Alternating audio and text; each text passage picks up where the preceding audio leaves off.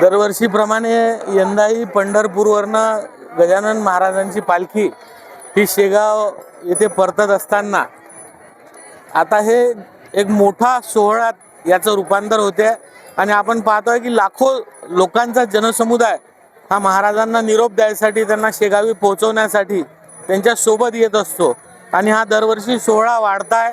मी या सोहळ्याच्या सर्व जनतेला शुभेच्छा देतो। संत गजानन महाराजांच्या चरणी एवढीच प्रार्थना करतो की आज आपण शेगाव निवासी परतत आहात।